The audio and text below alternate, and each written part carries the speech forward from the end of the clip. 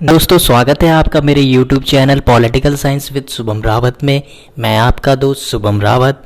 आज मैं एक नई लेक्चर को लेकर आया हूँ, राष्ट्र निर्माण की चुनौतियाँ पार्ट 2, जिसमें हम पहले पार्ट में वन लाइनर डिस्कशन कर चुके थे और दूसरे पार्ट में भी हम वन लाइनर लेकर आए हैं। वन लाइनर जो है, इसका मोटो ये है कि आपको वन लाइनर के थ्रू जो है पूरा चैप्टर समझ आ जाए। इस चैप्टर में क्या क्या वन लाइनर इम्पॉर्टेंट है, जो आप एनसीईआरटी को पढ़कर आप उसमें से ढूंढते हैं, आपके काम को आसान कर दिया है। जितने भी इम्पॉर्टेंट पार्ट्स हैं, जो इम्पॉर्टेंट फैक्ट है, वो मैं लेकर आता हूँ। तो हर चैप्टर के बारे में हम वन लाइनर के रूप में तो पढ़ेंगे ही पढ़ेंगे, मतलब एक अलग से सीरीज़ भी लाई जाएगी जो डिस्क्रिप्टिव फॉर्म में होगा, जिसमें हम डिटेल में डिस्कशन करेंगे। तो ये जो सीरीज़ चल रही है ये वन लाइनर है दोस्तों। तो चलिए शुरू करते हैं। राष्ट्र निर्माण की चुनौतियाँ पार्ट 2। दोस्तों जैसा कि आप जानते हैं, यहाँ पे इस चैप्टर में जो है राज्य से संबंधित जो है अधिनियम हमें पढ़ना है, राज्य पुनर्गठन आयोग हमें पढ़ना है। तो राज्य जब भारत आज़ाद होता है तो उसके समक्ष राज्य निर्माण की भी चुनौतियाँ होती है। तो जब भारत धीरे धीरे अपने स्टेप्स को आगे बढ़ाता है, अपने कदम आगे बढ़ाता है, तो वो कुछ रिफॉर्म्स भी करता है, कुछ सिस्टमैटिक चेंज लाता है, व्यवस्था में चेंज लाता है, कुछ आयोग बनाता है। जैसे 1953 में क्या होता है दोस्तों, 1953 में ये ध्यान रखना, 1953 में राज्य पुनर्गठन आयोग की स्थापना होती है। राज्य पुनर्गठन आयोग को बनाया जाता है, जो स्टेट रीऑर्गेनाइजेशन कमीशन है उसको बनाया जाता है। वो किस लिए बनाया जाता है, इसका उद्देश्य है, साफ सा उद्देश्य है, जो राज्यों का सीमांकन है ना, राज्यों का सीमांकन, मतलब राज्यों को एक निश्चित क्षेत्र में रखना, मतलब एक अलग से राज्य बनाना, उसकी सीमा को निर्धारित कर देना। और उसका आधार था भाषा के आधार पर बनाना, भाषा के आधार पर राज्यों को बनाने का उद्देश्य इन्होंने रखा था। फिर 3 साल बाद क्या होता है दोस्तों, 1956 में एक आयोग की रिपोर्ट आती है। इसी आयोग की रिपोर्ट 1956 में आती है और उसी आयोग की रिपोर्ट के आधार पर दोस्तों क्या होता है, राज्य पुनर्गठन अधिनियम पास हो जाता है। राष्ट्रीय पुनर्गठन अधिनियम किस आयोग की रिपोर्ट से पास होता है, राज्य पुनर्गठन आयोग की रिपोर्ट आती है 1956 में, ठीक है। और उसी अधिनियम के तहत 14 राज्य और 6 केंद्र शासित प्रदेशों को बनाया जाता है। ये ध्यान रखिएगा दोस्तों। अगला जो फैक्ट है वो है यहाँ पर नए राज्यों के निर्माण से संबंधित। कौन सा राज्य कब बना उस पर हम थोड़ा सा नज़र डाल लेते हैं। 1960 में क्या होता है दोस्तों, 1960 में बम्बई से 2 राज्य, बम्बई रियासत से क्या होता है, 2 राज्य निकलकर बनते हैं। एक होता है गुजरात और दूसरा होता है महाराष्ट्र। ध्यान रखिएगा, गुजरात और महाराष्ट्र का गठन जो होता है 1960 में होता है। ये ध्यान रखिएगा, 1960 में गुजरात और महाराष्ट्र। फिर 63 में जो है नागालैंड का गठन होता है 1963 में। ये वाला बहुत ज़्यादा इंपॉर्टेंट है। पंजाब रियासत से पंजाब, हरियाणा और हिमाचल, ये 3 राज्य निकल कर आते हैं दोस्तों। ध्यान दीजिएगा, 1966 में पंजाब, हरियाणा और हिमाचल निकल कर आते हैं और 1960 में बम्बई से गुजरात और महाराष्ट्र 2 राज्य निकल कर आते हैं। फिर 72 की जब हम बात करते हैं, ये वाला भी पूछा जाता है।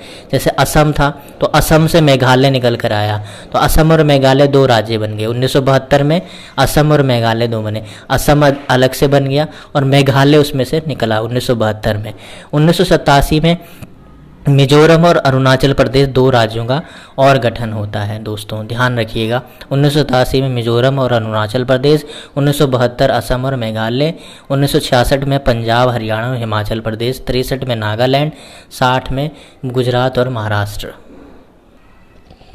हेलो दोस्तों, फिर आगे बढ़ते हैं तो इसमें देखते हैं वो अगला जो फैक्ट है वो ये फैक्ट कहता है कि क्षेत्रीय संस्कृति और विकास के आधार पर भी राज्यों का गठन हुआ है। मतलब भाषा के आधार पे तो हुआ था, पिछले जो हमने पढ़े वो भाषा के आधार पे था, लेकिन क्षेत्रीय संस्कृति और विकास के आधार पर भी राज्यों को बनाया गया। जैसे वर्ष 2000 में क्या होता है, इसी साल में वर्ष 2000 में ही क्या होता है, 3 राज्यों का गठन होता है।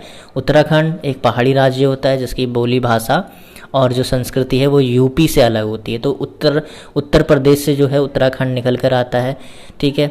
छत्तीसगढ़ जो है वह मध्य प्रदेश से निकल कर आता है, और फिर जो झारखंड है वह भी एक अलग राज्य बना दिया जाता है। तो उत्तराखंड, छत्तीसगढ़, झारखंड, इन तीनों का राज्यों का जो गठन होता है वर्ष 2000 में होता है। फिर उसके बाद जो लेटेस्ट बना होता है 2 जून 2014 को जो राज्य बना था, ये तेलंगाना बना था आंध्र प्रदेश से अलग होकर। ठीक है, आंध्र प्रदेश से अलग बना, तेलंगाना अलग से एक राज्य बना। कब बना? 2 जून 2014 को। दोस्तों, इसके नीचे एक फैक्ट और डाल रखा है मैंने जो बहुत ही ज़्यादा इम्पॉर्टेंट है।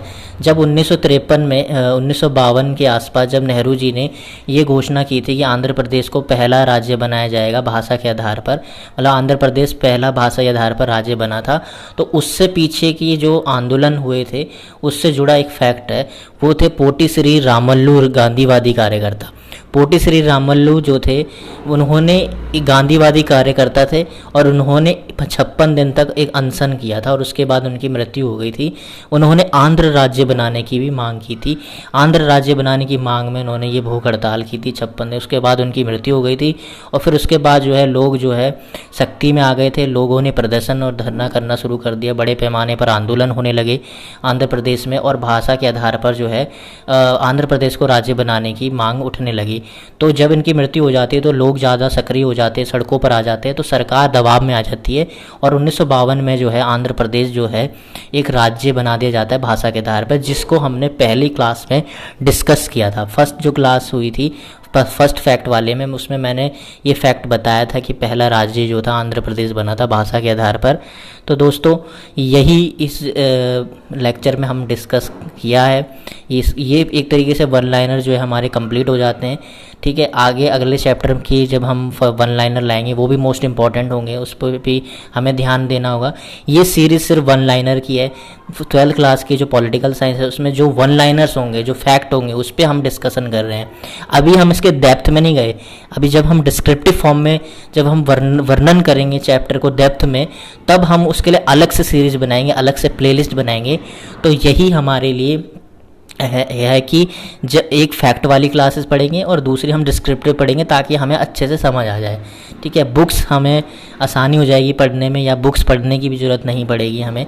अगर इतना भी आप कर लेते हैं तो बहुत होगा दोस्तों। उम्मीद करता हूँ आपको ये वीडियो में जो भी कुछ मैंने बताया बिल्कुल ही समझ आया होगा, और आपने बुक में अगर पढ़ा होगा तो और अच्छे से समझ आया होगा। तो आशा करता हूँ आपको समझ आया होगा। अगले वीडियो में मिलता हूँ दोस्तों। धन्यवाद। ठीक है, जय हिंद, जय भारत।